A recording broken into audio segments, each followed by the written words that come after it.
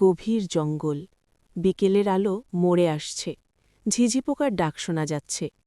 রাশেদ দিক হারিয়ে হন্যে হয়ে পথ খুঁজছে। তার জিপিএস সিগন্যাল কাজ করছে না। হঠাৎ সে দেখতে পায় ঝোপের ওপাশে একজন লোক কুঠার দিয়ে কাঠ কাটছে। এক্সকিউজ মি, ভাই একটু শুনবেন? আমি রাস্তা হারিয়ে ফেলেছি। লোকালয়টা কোন দিকে বলতে পারেন?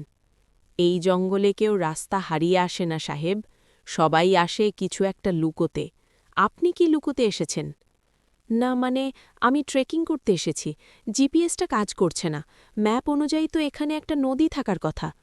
নদীটা শুকিয়ে গেছে 10 বছর আগে, ঠিক যে বছর ওই লোকটাই জঙ্গলে খুন হয়েছিল। আপনি এসব কি বলছেন?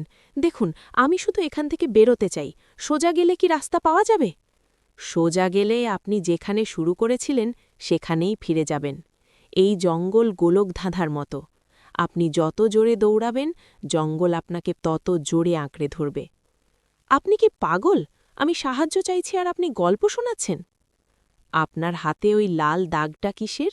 ওটা কি রক্তের দাগ? চমকে উঠে নিজের হাতের দিকে তাকায়। সেখানে লাল রং লেগে আছে। এটা এটা তো মার্কারের রং।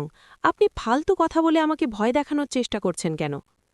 মার্কারের রং সাবান দিলে উঠে যায়, কিন্তু অপরাধের দাগ কোনো দিন যায় না। শুনুন, সূর্য ডুবলে এই জঙ্গল আর গাছ থাকে না, এক একটা জ্যান্ত পাহারা হয়ে যায়। আপনি আজ রাতে বেরোতে পারবেন না। রাশেদ পকেট থেকে ছুরি বের করে। আমি জানি না আপনি কে, কিন্তু আমার পিছু নেবেন না। আমি নিজের পথ নিজেই খুঁজে নেব। রাশেদ দ্রুত উল্টো দিকে হাঁটতে শুরু করে। কিছুদূর যাওয়ার পর সে হঠাৎ থমকে দাঁড়ায়। সে দেখতে পায় ঠিক আগের জায়গায় সে আবার ফিরে এসেছে। কাঠকাটা লোকটি সেখানে নেই, কিন্তু মাটিতে তার ম্যাপটা পড়ে আছে, যা সে একটু আগে হাতে নিয়েছিল।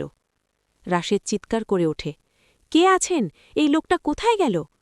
হঠাৎ বনের ভেতর থেকে কাঠ কাটার শব্দ শোনা যেতে থাকে, কিন্তু কাউকে দেখা যায় না।